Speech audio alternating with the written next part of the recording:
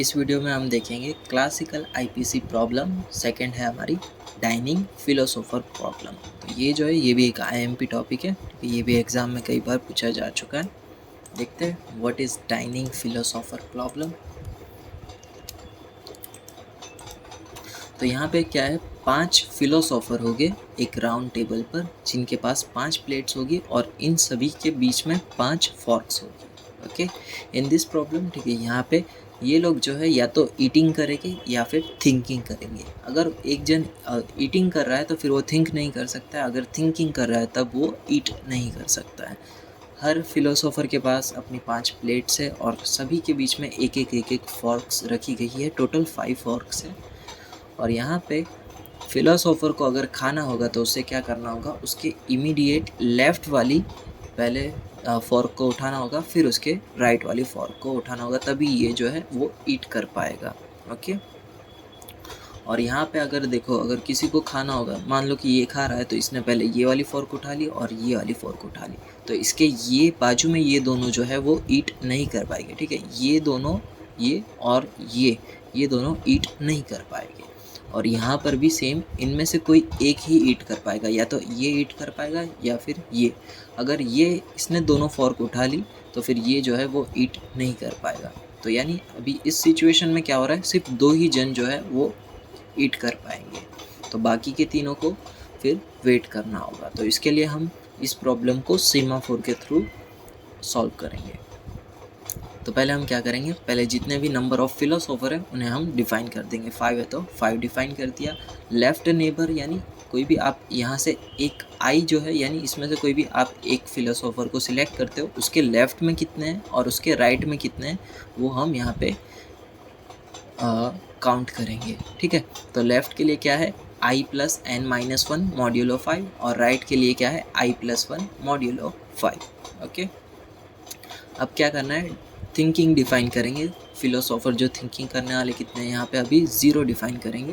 Hungary यानी जिसे भूख लगी है और वो फॉर्क लेने की कोशिश कर रहा है, तो वो अभी हम रखते हैं 1।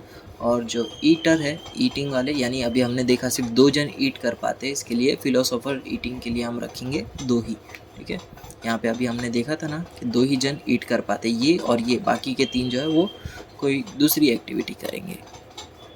अब सेमाफोर डिफाइन करते हैं।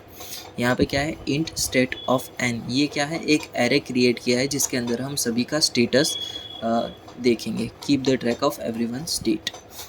सेमाफोर म्यूटेक्स 1, म्यूटेक्स 1 किस लिए, यहाँ पे क्रिटिकल रीजन में हमें एंटर करने के लिए यहाँ पे म्यूटेक्स का यूज़ करना होगा 0 1 करके। ठीक है, और यहाँ पे सेमाफोर है एस ऑफ एन, तो इसमें क्या होगा, हर एक फिलोसोफर के ऊपर हम एक सेमाफोर अप्लाई करेंगे। तो देखते हैं फिलोसोफर के लिए इंटीजर आई क्या है, आई क्या है, हमारा फिलोसोफर नंबर, फिलोसोफर का नंबर है 0 से लेके n-1 के लिए। ओके, वाइल ट्रू, ठीक है, ये चीज़ें ट्रू होनी चाहिए अगर उसे ईट करना हो तो। पहले क्या है, वो थिंकिंग करेगा। ठीक है, थिंकिंग करा, फिर उसे भूख लगी है तो वो क्या करेगा, 2 फॉर्क उठाने की कोशिश करेगा। तो इसके लिए भी एक और फंक्शन रन होगा, वो टेक फॉर्क का। तो इसमें आई पे आएगा फिलोसोफर का नंबर फ्रॉम 0 to n-1। तो उसे पहले क्या करना होगा, क्रिटिकल रीजन में एंटर होना होगा, तो इसके लिए वो क्या करेगा, म्यूटेक्स को डाउन कर देगा ताकि कोई और जो है वो एंटर ना कर सके।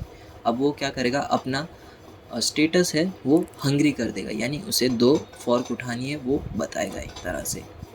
Philosopher I is hungry.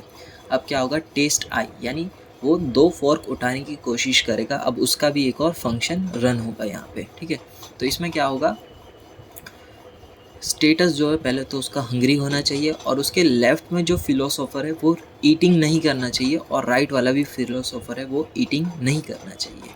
ठीक है, यानी क्या हो रहा है, अगर इसे ईटिंग करना है ना, तो ये वाला फिलोसोफर और ये वाला फिलोसोफर जो है ईट नहीं करना चाहिए उस दौरान, तभी तो वो दोनों फॉर्क उठा पाएगा ना, है ना। ठीक है, यहाँ पे अब सभी कंडीशन जो है इसकी मान लेते हैं कि ट्रू हो गई। तो इसमें क्या होगा, अब ये ईटिंग स्टेट में जाने के लिए तैयार हो चुका है। अब ये क्या करेगा, अपना जो भी सेमाफोर है उसे अप कर देगा। ओके, अब यहाँ पे हम म्यूटेक्स को भी अप कर देंगे ताकि वो जो क्रिटिकल रीजन में से बाहर आ जाए और दूसरे किसी को आना हो तो फिर वो क्रिटिकल सेक्शन में आ सकता है। और यहाँ पे क्या किया है, और अगर उसे फॉर्क नहीं मिलती है तो फिर वो वहीं के वहीं ब्लॉक हो जाएगा, ठीक है। अगर वो फॉर्क उठाने गया पर उसे फॉर्क नहीं मिलती है तो फिर वो जो है वहीं के वहीं ब्लॉक हो जाएगा, ओके, ठीक है। अब ईट करना है उसे, ईटिंग के लिए एक और फंक्शन, ईट के लिए वो क्या करेगा, दोनों फॉर्क उठाएगा, ठीक है। दोनों फॉर्क उठाया उसने तो यहाँ पे फॉर्क का भी फिर रन होगा। डाउन पहले क्या करेगा, वापस क्रिटिकल सेक्शन में जाएगा ताकि कोई और जो है वो क्रिटिकल सेक्शन में ना आ जाए।